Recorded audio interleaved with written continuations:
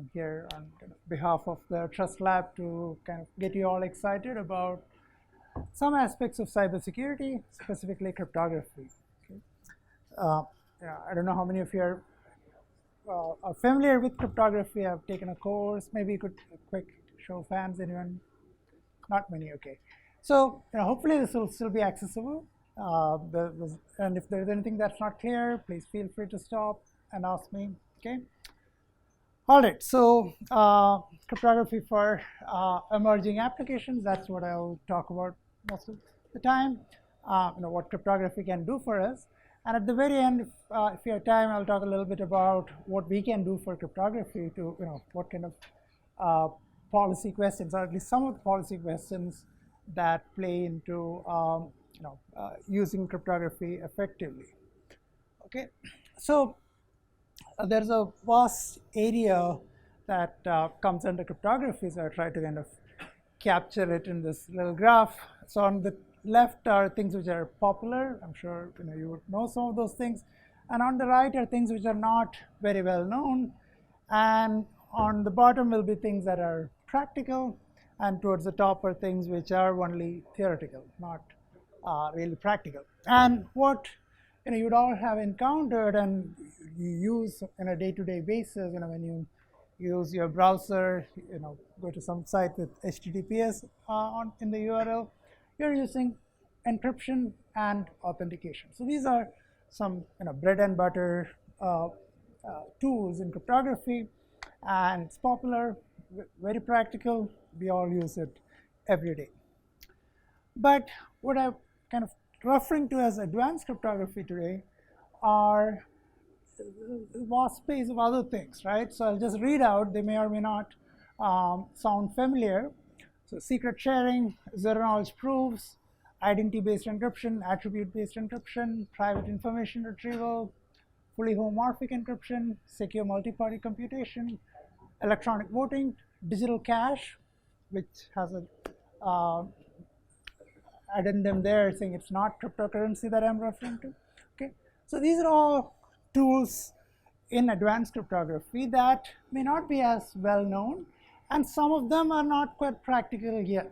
Okay, so I kind of tried to place them in that chart to give a sense of, so something like secret sharing is very practical, and it's fairly well known also in some sense. It gets used even if it's not under that name. Okay, whereas something like secure multi-party computation, it's only getting to the point where it becomes practical, and it's not that well known either, okay, outside of the academic communities that work on it. So the left bottom here is very robust technology. There's a lot of standards, a lot of implementations with verified implementations, whereas this the rest of it is, I would call them emerging technologies. So there is some software implementation. There are some deployments, experimental, but still very not ready for real use, right? Most of it. And then there's up there what a lot of the theoreticians work on, namely obfuscation, functional encryption. There's more where that comes from, and I would label them as evolving theories. So not even ready for experimental implementation, but maybe 10, 20 years down the line, this would be practical technology. Okay. All right. So what I'm going to do is to pick a couple of these things and talk about them. So I'll talk about secure multi-party computation and digital cash at a very high level, just to give you a sense of what it is. Okay. Okay. Yeah. So that's what I'm going to do, and I call them new options on the table. Options for when you're building a new application, a digital application. These are things you can use which are not exploited today as much, but also options for government policies and things that frame the discussion about policies today. Right? What kind of information technology laws should be there, telecommunication laws should be there. These new tools bring more to the table. I'll also spend a little bit of time on blockchains. I'm sure that's one thing all of you have heard of, but I'll talk about it very briefly. All right, so secure multi-party computation. So this is a tool that is relevant when multiple mutually distrusting parties are trying to collaborate. Okay, so usually mutually distrusting parties don't want to collaborate, but sometimes there is some merit in putting their data together, and we'll see a few examples together in a bit. So putting the data together and doing some computation on it. But when they try to do that, there is a tension between utility and risk, by which I mean, so utility is, of course, why are they doing it? Because they are hopeful of getting something out of it. So they are computing a function on data that's distributed among them, or they're trying to control some process which no one person should be allowed to control, but they want to jointly control it. So those are the kind of utilities they are trying to get. But the risk comes from the fact that they don't trust each other, right? So if I have to put my data together with your data and do computation, I'm probably putting my data, I'm probably going to give you some of my data, then that'll be compromising my privacy. It's sensitive data, proprietary data, privacy of the individuals and so forth, right? So you don't want to just give that data to the other people that you don't trust. And also, you don't want the output to be controlled by the other party. When you're jointly working, the other party might have, say, you show your data and then they get to pick their data. They might gain the protocol, right? They might choose their data in a way that is influenced by your data, and you don't want that kind of manipulation. And you want the output to be correct also. Okay, so we'll see a few examples right now. So this is the kind of utility and risk that we are talking about. So let me give a concrete example. So suppose, this refers to a notion of a no-fly list. I don't know, if in India what kind of protocol there is for this procedure, but the idea is that the government from time to time would say, I don't want this person to take a flight. Okay, I don't want them to board a flight. So they have a no-fly list, for better or worse. And then airlines are the people who sell tickets, and when somebody comes to buy a ticket, they need to check if they are in this no-fly list or not. So the goal of the airline is to be able to identify people who are on this no-fly list, and the goal of the government agency is to, again, identify. They both have the same goal in some sense, right? Figure out if somebody who is in that list tries to board a flight. And then you think, okay, what's the right way to do this? Maybe the airline should just submit the list of all the passengers who are trying to buy a ticket or who have bought a ticket to this government agency. But that's not very good, because the government could use it for other things. They could use it for surveillance of everyone, right? Not just people who are on this list. And that's not something we'd like. That's not a solution we'd like to have.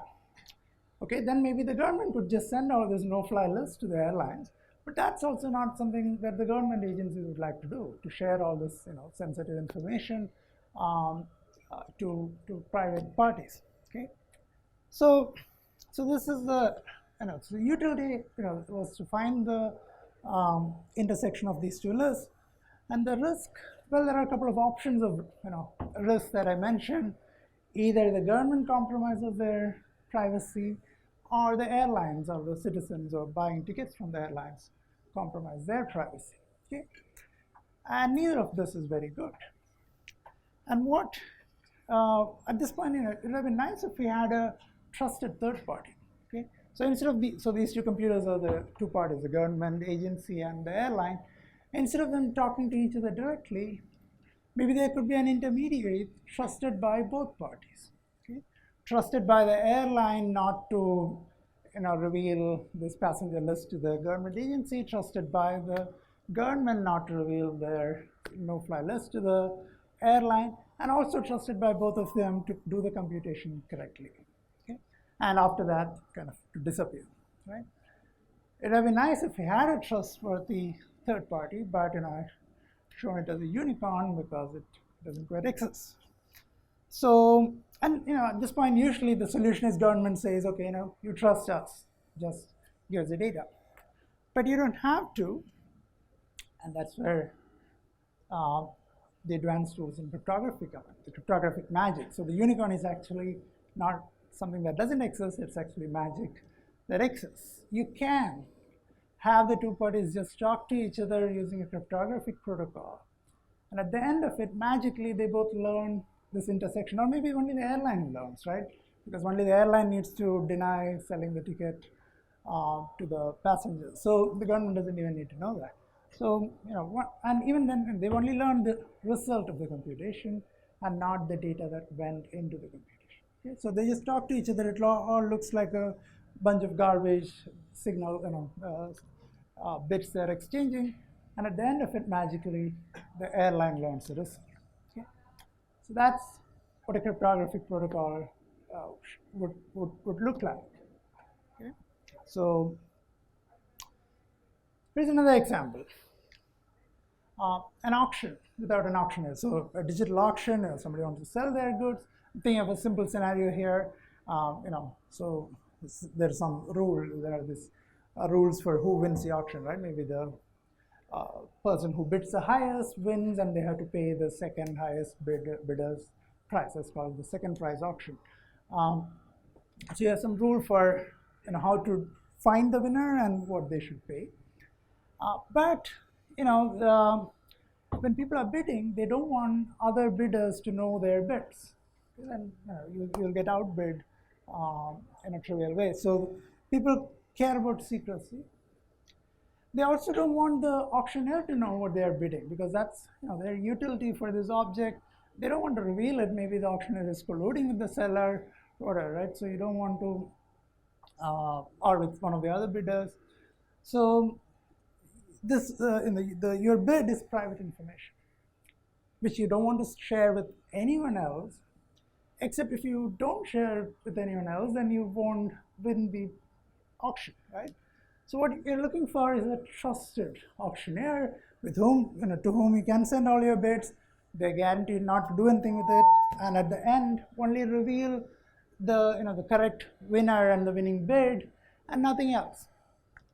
Okay, and they just vanishes after that. The data is not kept around for others to come and look at later. Again, we can use cryptographic magic to implement this trusted auctioneer. So all the bidders will just, and the seller maybe, would just talk among themselves. No trusted bidder auctioneer will be there. Then we'll implement the auctioneer just using a cryptographic protocol. Another example, which nowadays is quite a real question, and that's of machine learning or data mining on sensitive information, right? So here, in this example, there are hospitals. They have patient information, which they are not supposed to share with anyone else by law in many countries. And even otherwise, it's proprietary information. So even if there is no law, patients expect privacy. So they cannot just go around and give their data to each other. Or you don't have one place where all the data can be collected and computed on. But there's a lot of utility in being able to collect data from a large number of hospitals to get trends of pandemics and whatnot. So how do we get this utility? Well, again, without having to break the law or risk people's privacy. Well, again, the cryptographic protocols can do that for us.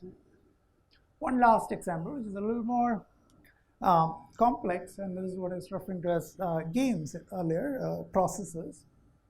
So here, this is actually a game, this process. So think of people getting together to play a game of cards online. Okay? So currently, the way it happens is you trust some website or some online entity to do the whole, to run the whole show. They will shuffle the cards, supposed to be uniformly random. Then they deal the cards. supposed to be secret from each other and also correct. They don't deal the same card to two people. And then when the players play, if somebody claims that they're playing a card which they actually don't have, then the dealer has to step in and say, no, you don't have that card. You're not allowed to play that. Okay. So here it seems like it's not really that there is private information a priori, secret information a priori. It's all part of the process, what cards you are dealt. But you have to have this memory of that throughout the process, right? What you are dealt, and then at every step, looking at what was played in the previous rounds and who played what, you have to check if the next card you're playing is legitimate or not. And so it's a little more than just computing a function on everybody's input, right? So that's what I meant by playing a game here. And again, we can use our cryptographic magic to implement that dealer. So it'll actually just be the players who are talking to each other. No trusted intermediaries needed. Of course, there could be intermediaries to connect them up and so forth, but you don't have to trust them to play correctly. And there are other issues here, right? People could collude. Of course, people could collude and strategize. That's probably something you cannot do anything about. They could do it outside of the system, right? But what you don't want is people shouldn't be able to collude and exchange their cards. You say, you take my card, I take your card. We don't want that to happen, right? And all that can be implemented, that can be enforced by a trusted party, well, can also be enforced by our cryptographic protocol. Okay, so to summarize, any of these tasks where you would have naturally liked to have a trusted party, globally trusted by all the players, right, do things for you, that can be replaced by a cryptographic protocol. And that cryptographic magic has a name, that's secure multi-party computation, often abbreviated as MPC. The inside joke is that we don't want to really guarantee that it's secure, so we just call it MPC. But the whole point is that the security guarantee is that it's as good as having a trusted outside party. Any questions on this so far? Make sense what this is? Secure multi-party computation. Okay, good. So it greatly reduces this tension between utility and privacy, or utility and risk. It's like you can have the cake and eat it too, right? So that's the magic. Of course, there is still some trust involved, and you have to trust the software, you have to trust your own computer and so forth. But each party needs to just trust their end of the computation. If your end of the computation is compromised, you will be behaving like an adversary. You won't get any security guarantees for yourself, but the others will still be fine. And as I already kind of alluded to, it has policy implications. You don't have to trust service providers with all your information. They might claim that to provide you utility, they need your private information, but often they don't need much more than, they just can still give you the utility without getting their data in their hands. Yeah, so there's a kind of a new trade-off or a new equilibrium that's possible once you have secure multi-party computation. Also, there's a buzzword you might hear nowadays called zero trust architecture, which is like you need to be super paranoid about your systems in an enterprise kind of scenario. But it's still only using authentication and encryption, the standard tools. And when you want to do some computation involving multiple pieces of data, you're still bringing them all together, and you're trusting that computer to be uncompromised.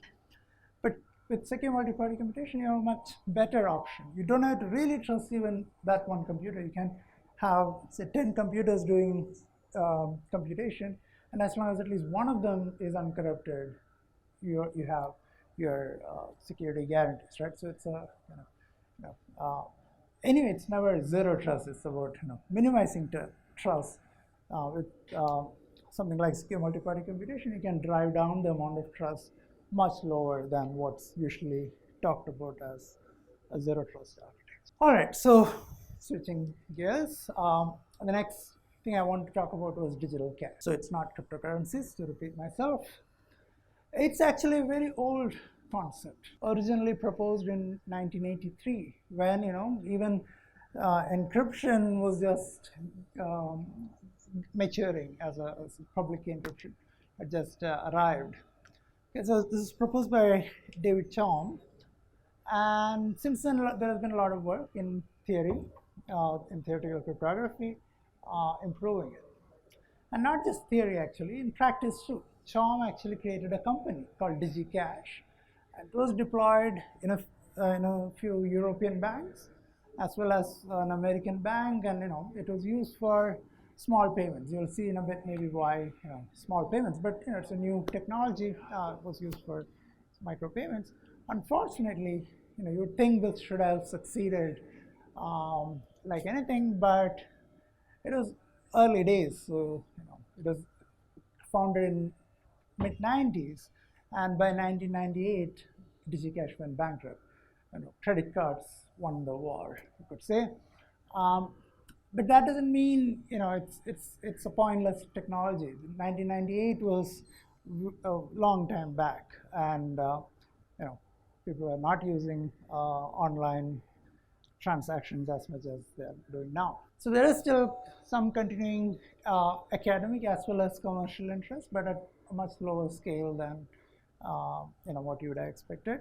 And I just want to bring it up because now there's a talk about CBDCs, or central bank digital currencies, right? So they're actually a real currency, and in India, there's a talk about e-rupee, and maybe for some forms of digital currencies, central bank digital currencies, these kind of technologies are appropriate. So let me just give you a very quick overview of what digital cash, the idea looks like. So it's for doing transactions with a merchant. So there's a customer, there's a merchant, and this for you want to buy things. And the philosophical idea is when you go to a merchant with your currency, right? You do a transaction, they get your currency bills, notes, and they have no idea who you are. And then they deposit it in the bank. The bank has no idea where this money came from. And we would like to have that kind of guarantee here. Of course, a big problem with doing it digitally is things like double spending. Like unless the bank is watching over or somebody is watching over every transaction, like that in a blockchain setting, that how it happens. And how do you prevent people from double spending? Okay, if it's all not publicly logged that this money was spent. Okay, so here is a clever solution. So the first step is, okay, by the way, these are real money, right? This is real money. So there is a real bank where everybody who has to use this has their accounts. And so you go up to the bank and you say, I want to withdraw 1,000 rupees. And the bank has to deduct that money from your account, right, before handing you the cash. So same thing will happen here. You go, authenticate yourself, say I want to withdraw so much cash, and they will deduct that from your account, and you'll get some digital tokens. But here is a need for some cryptographic magic there. These tokens, will eventually get back to the bank. Will get back from some merchant. And we don't want the bank to realize that you went and spent your money with that merchant, right? So the tokens are, even though the bank is issuing them in a sense, they're hidden from the bank. The serial number of the token is not known to the bank. Okay, and that's what that cryptographic magic will do. Imagine there was a trusted party. What could it do, right? It could create a token, put a signature on it from on behalf of the bank, and give it to the customer. And the bank will not know what the token number is. The customer cannot forge things because it has to have a signature from the bank, and everything will be good, right? So that's something a trusted third party could do.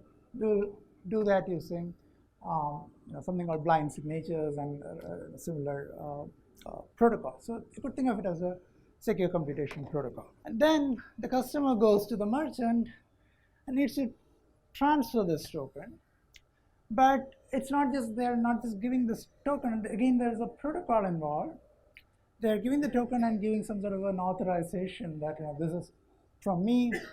You can check that it's issued to me, and it's a guarantee that when you go and deposit in the bank, it will get accepted by the bank. Okay?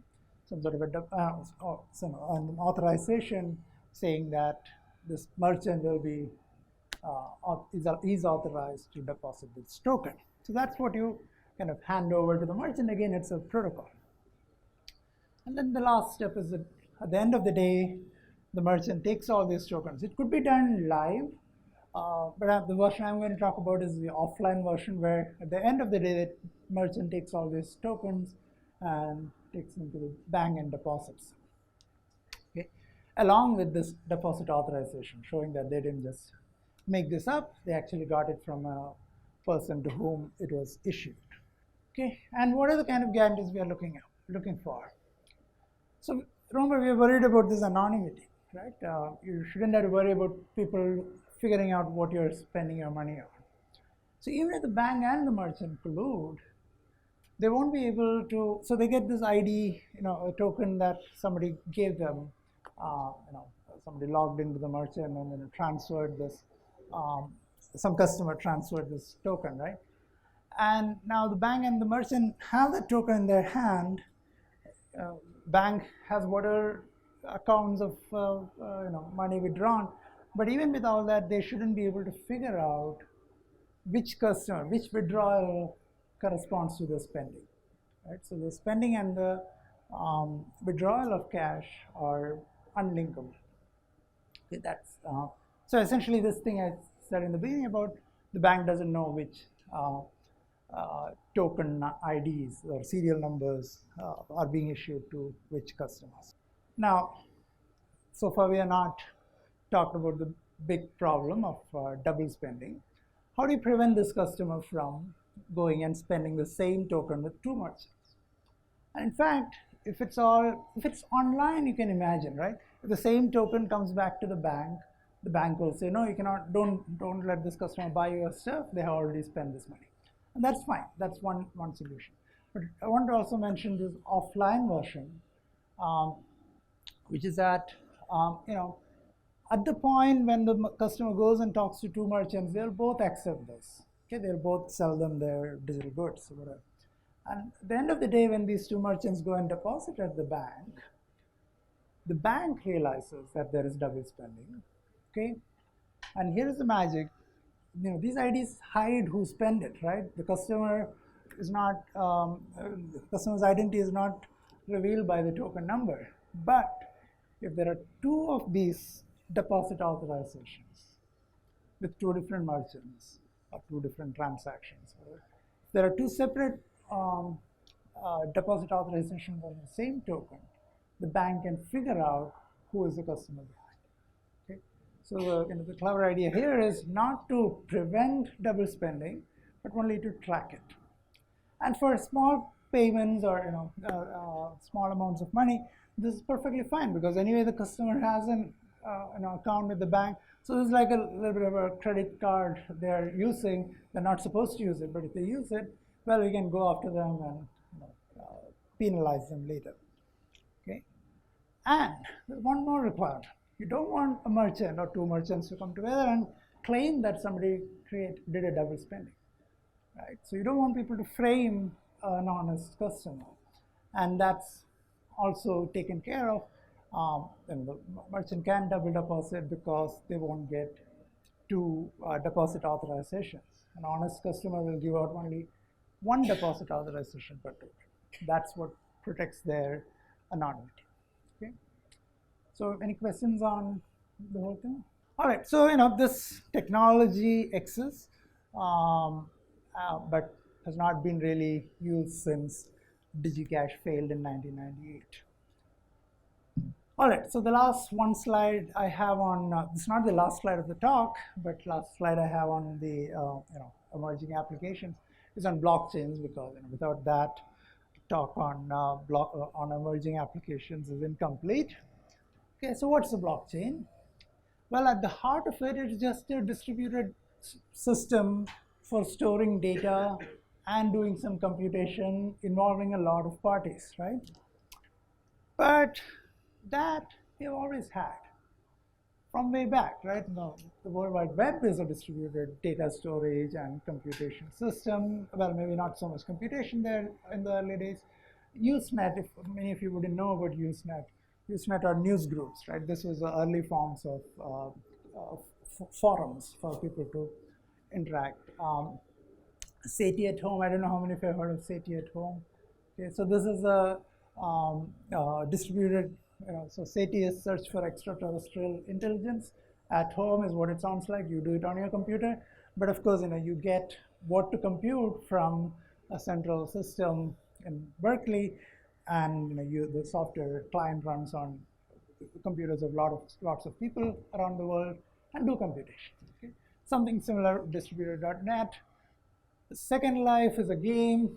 Napster was like the BitTorrent of the early days. It's a peer-to-peer system, storing files, and people can copy from each other. BitTorrent is still there. Also, there are notions like grid computing, fog computing, which are all about a lot of entities coming together to do some computation. Some of it by volunteers, some of it at the enterprise level, right? By installed by big service providers. So what's new? So what's new about blockchain? Well, there are a few different things maybe, but maybe the most obvious thing about what's different about blockchains is that it's not maintained by companies or contracted workers or even volunteers, but it's maintained by people who are in it for the money, right? These are parties who are getting paid, but not in real money, in cryptocurrencies. And I mean, that's probably the most important reason behind its popularity. You get cryptocurrencies, and then there is some value attached to them. And in fact, one of the earliest blockchains, or perhaps the earliest blockchain for what a blockchain looks like now, is Bitcoin, right? And its whole purpose was to maintain a cryptocurrency. So it is not just that cryptocurrencies are used to run the blockchain. That blockchain was the whole point was the cryptocurrency associated with it. Okay, so that's one thing that's very different with blockchains and many of the other systems. Also, there are the rules of the game that everybody sees everything. There's kind of full-fledged transparency. There's consensus, and all those things make it possible to have things like NFTs, non-fungible tokens, which so everybody agrees on what's on the blockchain, and smart contracts. So if everybody's agreeing on things, you can use that to do some put out some contracts, and it gets enforced automatically. So there are a few features which are not there in any of those things and are there in blockchains. Okay, but if you take away the cryptocurrency part of it, well, first of all, cryptocurrencies are a controversial thing, right? Because the way they are traded and the way their value is kind of volatile and high, all that. It's probably going to get regulated down the road. Like gambling, for a while gambling in many countries is not regulated, and then it is regulated. So this is probably going to go down that, I don't know, a few years down the line. That's entirely my personal opinion. I'm not an economist. But even if you take away cryptocurrencies, there are interesting things in blockchain architectures. Maybe not as interesting as it is made out to be today, but from a computer science point of view, it's it's another, maybe just another useful distributed computing architecture. Yes, there are interesting things there, but not like a solution, a silver bullet for every problem in the world. All right, so that's all I wanted to say about this applications. How much time do I have? Okay, but still, okay, that should be good. So I want to say a little bit about policy aspects that intersect with cryptography, and and also a little bit of historical perspective. Okay, so let me start with the history. So cryptography always sounds like, or has sounded like, something to do with the military and spying and espionage. So that's how it began. You might have heard of Caesar cipher, which was used by Julius Caesar for, it was an encryption scheme for communicating with the military. Okay, or much more recently, World War II. I don't know how many of you have heard of Bletchley Park or Alan Turing.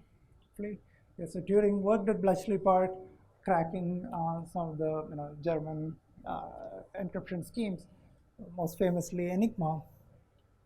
Okay, and they built some big computers for that. So that's kind of also early days of computer science. Okay, so that was all military stuff, right? The World War, Germans were sending encryption ciphertext, and the British and Polish and others were trying to break it. So that's where kind of genesis of modern cryptography is, right?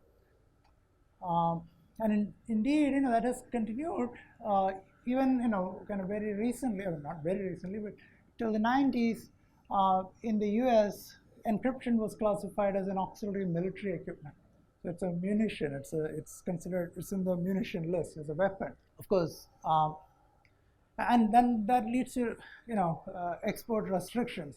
We're not supposed to ship out a software written in the US which uses an encryption scheme unless it's sufficiently weak an encryption scheme, right? And of course, that didn't go well with people working with software, activists, as well as software industry. So I don't know if you can read this. This is a T-shirt. The back of the T-shirt says, "Warning: this shirt is classified as a munition that may not be exported from the United States or shown to a foreign national." And what is in it is RSA encryption in Perl. Okay, so it's this is software for RSA encryption, which is just a small formula you need to implement, right? And of course, these laws did get relaxed later on, but still it's considered in a lot of the cryptographic technologies considered strategically important. Okay, so that's very much part of the history of cryptography, where it came from. But another important aspect of cryptography is even today, from the point of view of law enforcement, so police or or intelligence gathering.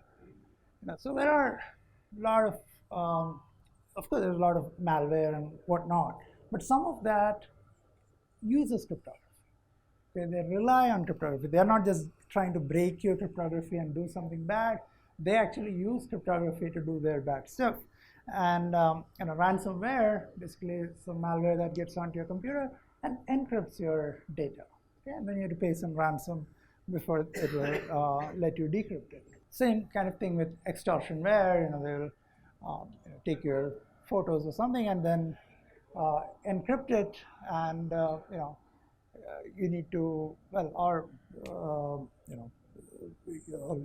the other thing in all of this is the payment is done through blockchains, which has its share of cryptographic components, right? Digital signatures and hash functions and so forth. The entire darknet, well, it doesn't use anything like, none of these actually use any sophisticated cryptography beyond encryption and authentication, and some clever anonymization networks. So some of you might have heard of things like Tor. And the darknet is this part of the internet, which is hard to reach, right? Unless you know how to get there, and then you don't know where the actual servers are.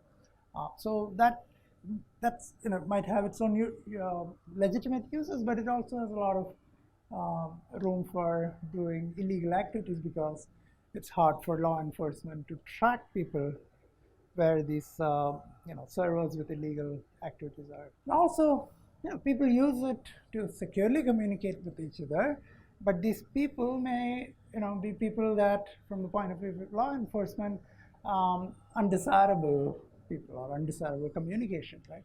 Be criminals, rebels, terrorists, spies, enemy combatants, whatever, right? And like law enforcement of each country will have their own set of undesirable communication that they want to prevent or listen to.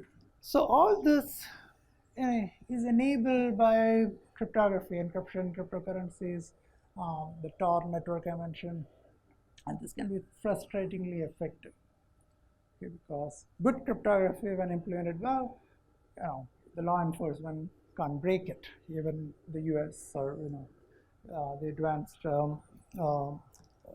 countries in this area don't have power to break cryptography, properly implemented cryptography. Okay, so what do governments do, or what have governments done? Okay, in light of both this, the history of military as well as the law enforcement problems.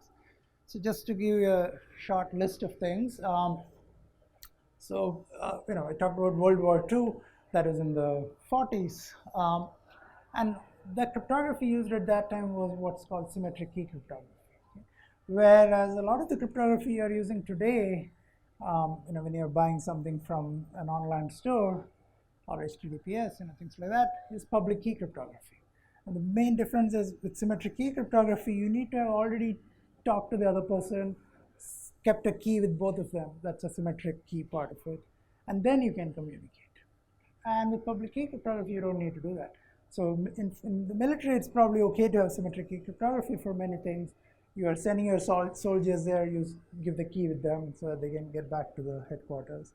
But that's not good enough for our internet applications. You don't know everybody you are going to talk to ahead of time. And it was in early 70s in GCHQ is this UK, United Kingdom, so I think it's General Communications Headquarters. It's their intelligence wing. And it was invented by mathematicians at GCHQ, but it was classified. It was not published, but sure enough, about a decade later, all of that got reinvented in the public literature. Okay, so that's one thing the government did, or the UK government did. They had this thing. They didn't use it much either, but they thought it might be something useful, and they didn't want to publish it. DES is actually a symmetric key cryptography thing, right? Which is still very important even now, and not DES per se. DES has been replaced by, you hear about AES nowadays. And when DES was invented in the 70s, mid 70s, NSA, which is the US National Security Agency, they restricted the key size. They said if it's too big, we won't be able to break it open, so don't make it too strong. And that didn't, of course, go well with many people, but that was the standard, for better or worse. But to their credit, yeah, so that's kind of the NSA without the tentacles is the actual logo. But NSA is a popular adversary in cryptography literature. You want to think of a very powerful adversary? Well, you can think of NSA. But to their credit, they also actually fixed some problems with DES apparently before it was standardized. Okay, and I already mentioned this other thing that the US government did with regulating the export regulations. Another thing that happened in the US in the 90s was NSA said, oh, this is getting too bad for law enforcement. People are starting to use encryption. We want to have a backdoor to what people are doing, to their encryption. So there will be a chip which is called Clipper that everybody should use. All computers, Intel or whatever, should ship with this chip, and all your encryption will be done by this chip using some keys.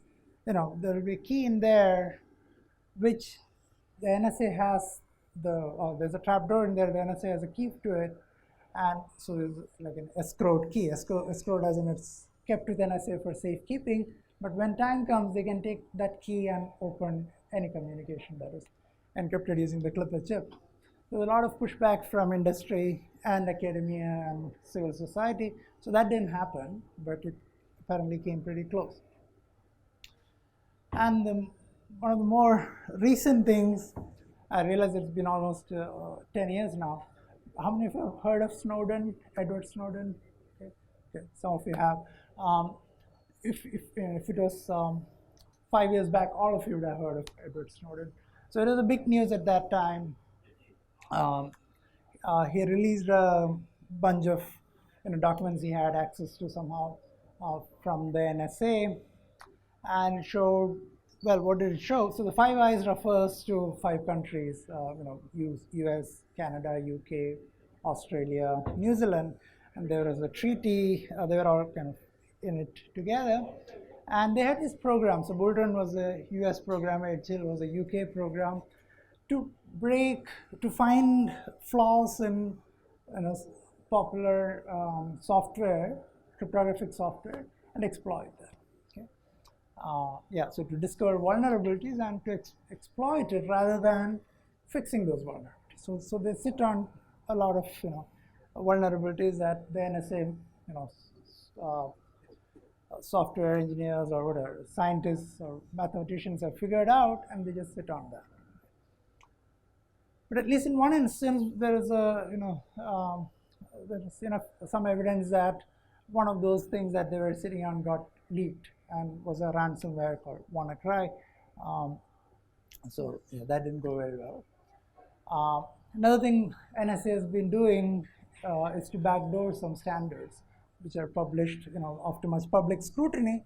But if the backdoor is inserted very cleverly, even with kind of academic scrutiny, you may not detect it. And there was at least one instance where it was detected much later.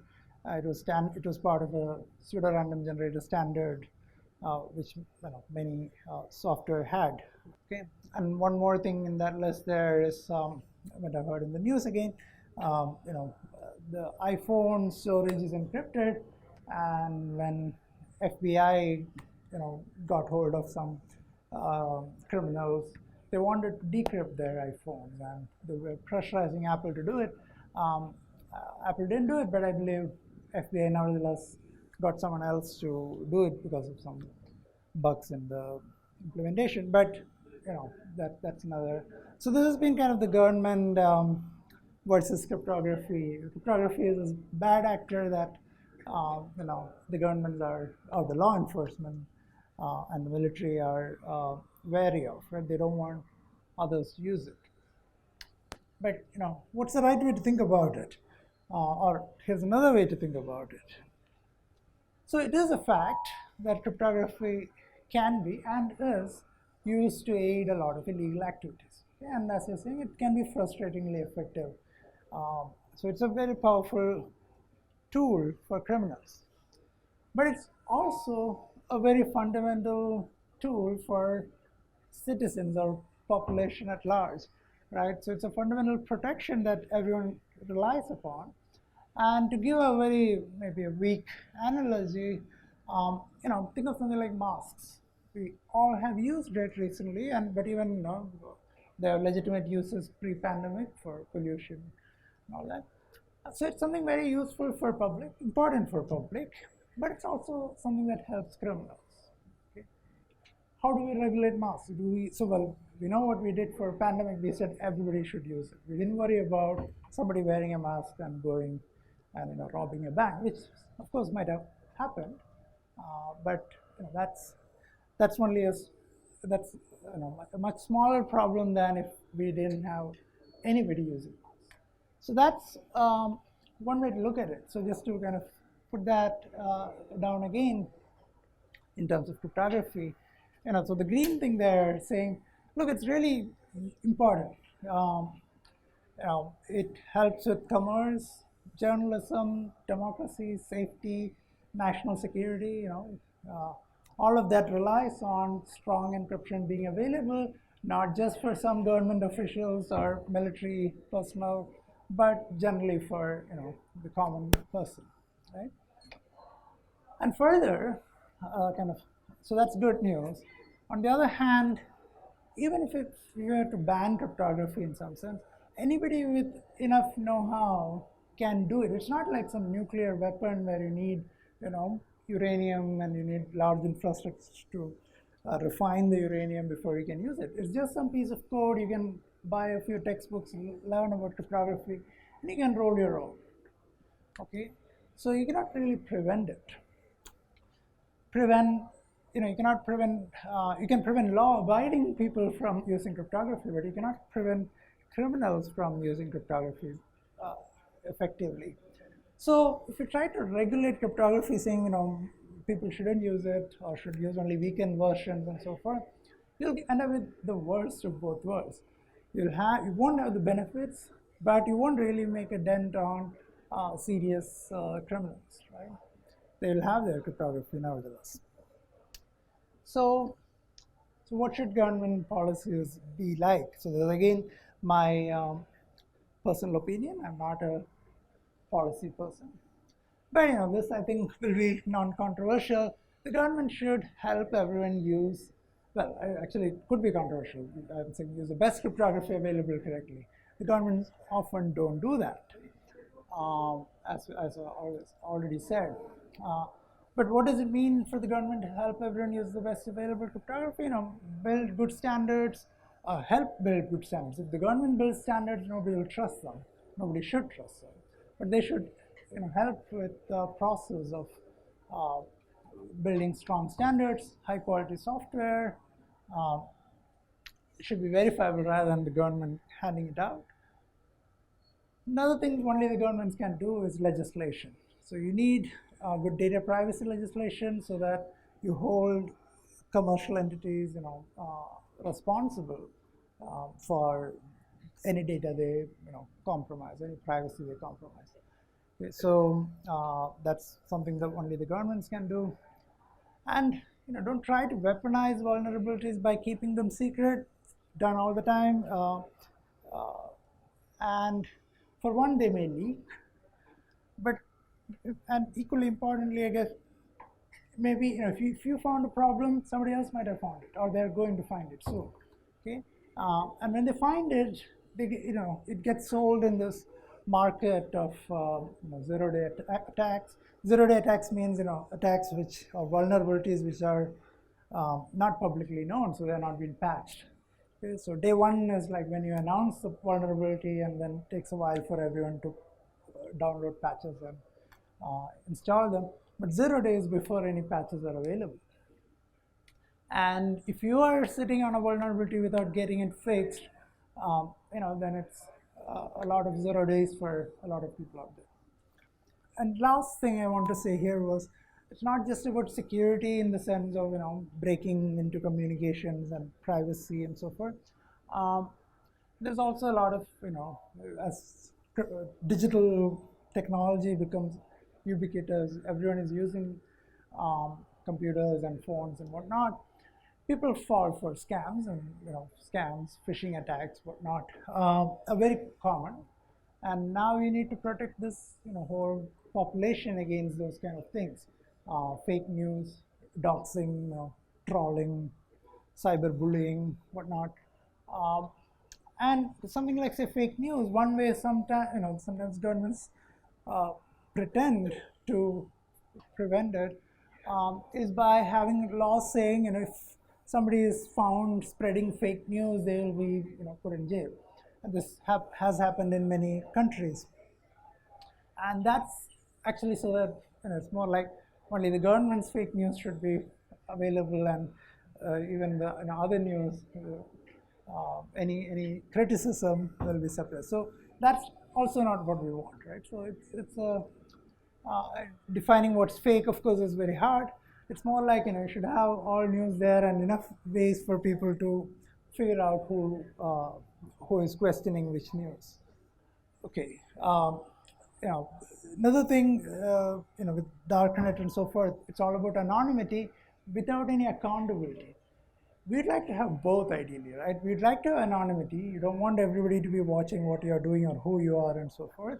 But you'd also like accountability. You don't want people to do bad things, bullying or whatever, and then get away with it because they are anonymous. In fact, having that anonymity, encourages people to do things they wouldn't otherwise do. So you'd like to have both, and clearly there is another tension here. seems like it's something you cannot have, and I don't know how to, a good solution either. But, if it reminds you of this, have the cake and eat it too, that's what it is, right? And there are ideas in cryptography which can go some way towards mitigating some of these things, and of course, some of this will require a lot of players to say, in today's context, something like say WhatsApp. If they implement something, they implement end-to-end encryption, everybody uses it, right? So similarly, some of those things will need cooperation from big players in the area. And finally, something the governments again can do is education and awareness, so that the next generation of people who are using, who have to live in this digital world, know how to navigate it better than the current generation or the previous generation. So, okay, that's my last slide. So this is just to summarize, what I talked about. So there are many tools available: secure multi-party computation, digital cash, blockchains, to name a few. They bring new opportunities for new applications. Kind of side by side, we also need people to be able to use them properly. We need the right policies for that, and sometimes it's not obvious what the right policies are, and so that's also something to keep in mind. All right, so that's all I had. We can take questions if you have any. Yeah. So, okay, so your question is, cryptography is all about zero trust. Well, actually, I said it's not about zero trust. It's about minimizing the need for trust. So everyone ends up having to trust something. You have your equipment with you. You don't know how it was manufactured. You rely on someone to tell that, oh, there's a proper, phone. It's not spying on you. If you cannot trust it, there's usually no way for you to verify it. Okay? So you do trust some number of entities. When you learn something, in school, you're trusting the scientific community, the school system to have written the right things in the textbook. It's not possible for you to verify everything yourself, right? So same thing here. It's about there is an amount of transparency you can bring, so that that it's not just you who is using this phone. Others are also using this phone, and there are people who have looked at this phone you have, and so forth. So some of the transparency can help, right? And yeah, that's kind of how you will have to bootstrap trust. No one person will be able to verify everything. You have various people verifying various things in hopefully a transparent way. Some of these things I talked about, like I said, trust me, there is a protocol secure. Only cryptographers who can read papers can verify that this protocol is correct, is doing what it is doing. And even then, there can be bugs. There is room for error in all of these things. But you build. So same with say science. You say. You figured out some process, this is how it works, and 10 years later they say, oh, this is not how it works, there is some extra, this is how COVID spreads, and then 2 months later, you say, oh, that's not how it works. So yeah, things that you trust today might, in the light of more evidence, become not trustworthy later. All of those problems will be there. Cryptography is not magically going to get you trust. And also, cryptography is just one little piece inside a big system of things, right? The hardware, software, with bugs in it, the protocols with bugs in it, applications, and even when all of that is good, how do you know this is what you wanted? Even if when you get what you wanted, maybe that what you wanted may not be the right thing, right? So something like there could be side effects of an app, and it's hard to know what it'll be ahead of time. So all of those problems are there. So we don't really want to say zero trust. It's more about reducing the number of things you need to trust. Okay, to kind of minimizing the that footprint of what you are trusting. Make sense? That's my take on it. So the question is about digital currencies, the central bank digital currencies versus blockchain, right? Versus cryptocurrencies. The philosophy of Bitcoin was not to be controlled by a central bank digital currency. It was going to be this, marketplace where you create some scarce resource, you mine for the, you put in some computational power, you get this cryptocurrencies in return, and then you just live with that, right? You work with that. You didn't have, so that this original notion didn't involve central bank currencies where the central bank can change various things like, interest rates, how much you get. Whereas here with blockchain, there's a program saying how I will create new cash. Like the bank won't be able to print currency, for instance, right? Whereas banks will be, whereas here there is no such anybody printing currency. So they're very different goals. The cryptocurrencies were not meant for meant to kind of implement central bank digital currencies. They were to kind of, they were like a rebellion against central bank digital currencies. So they are very different. So the governments, of course, don't like cryptocurrencies for very good reasons, also. But they are all for central bank digital currencies if you could figure out how to do it securely without people stealing other people's cash. Okay, good question. Actually, I was thinking I could maybe squeeze in a few slides about quantum computing and post-quantum cryptography. If I have 5 minutes, I can answer your question. So, first question was, should we worry about quantum computers breaking cryptography? So one answer is not anytime soon, right? We don't need to worry about it yet. We don't need to really worry about it. You can, as a abundant precaution, you can worry about it, and that's what we are doing because we can do something. But realistically speaking, the quantum computers today. So quantum computers is a very fascinating idea of doing computation. But it's more theory, and the practical implementations are very limited, okay, as of now. Of course, a lot of very smart people are working on it. There's a lot of investment from governments and so forth.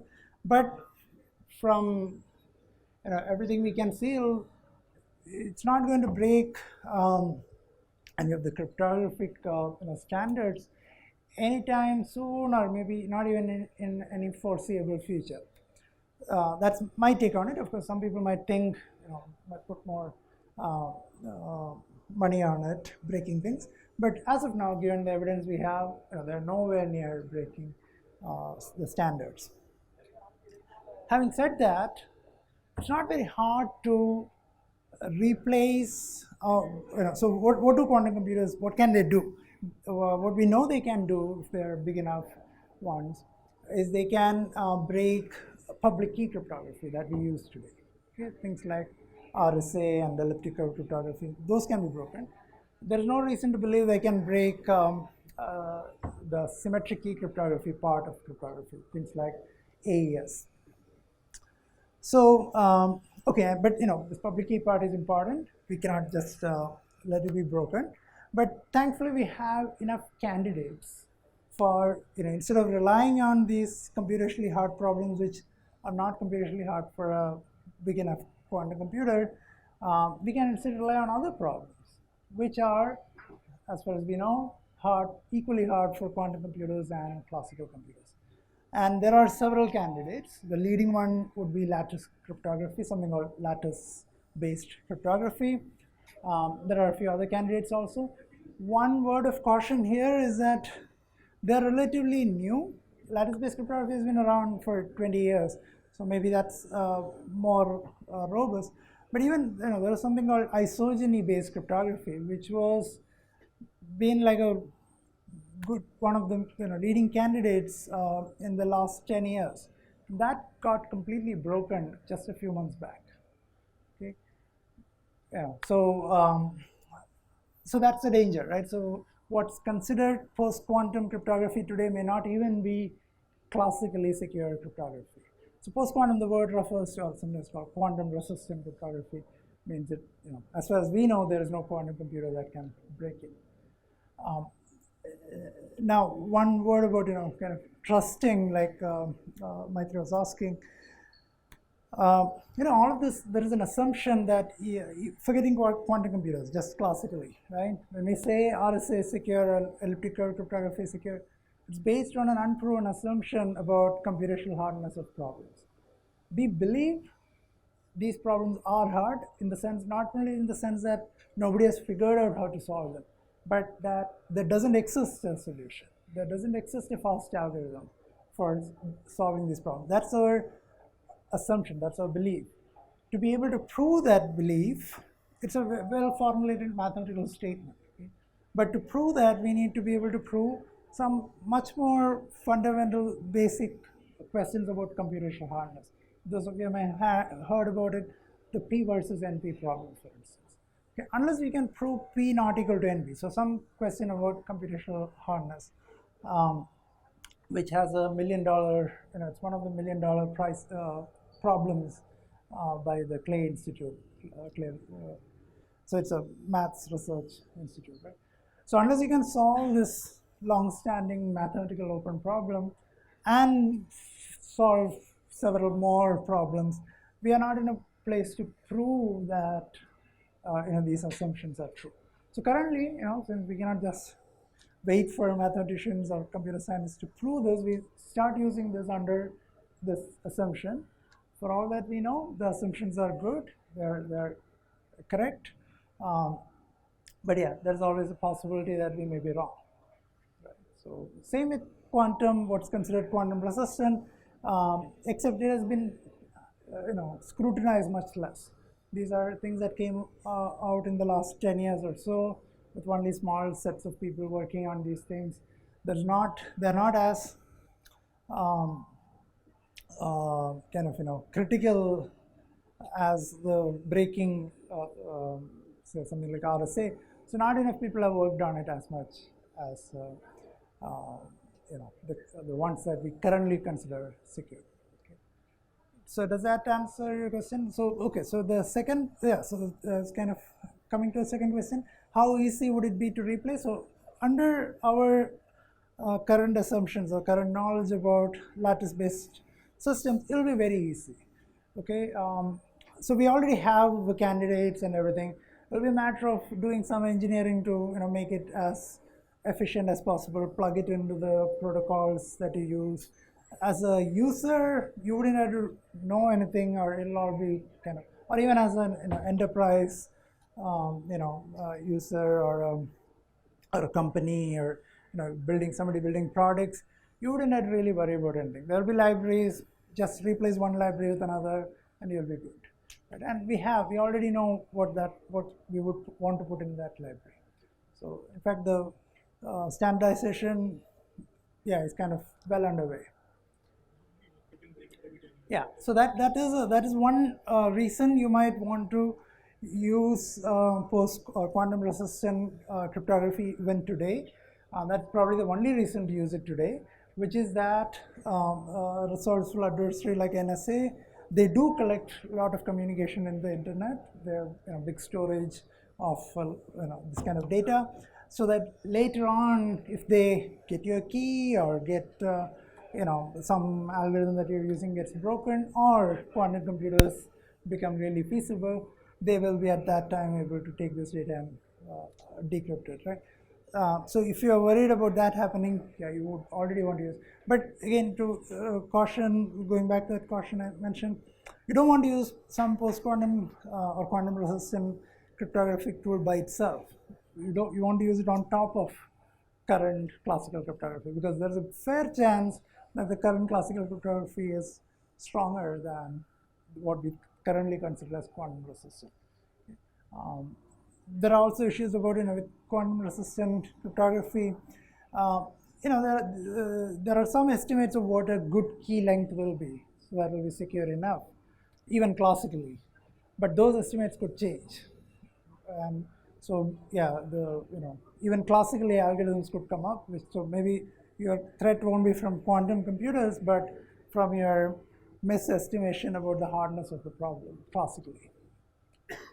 So it's better to it's it's a no-brainer. You should only use it with combined with classical current cryptography. But that's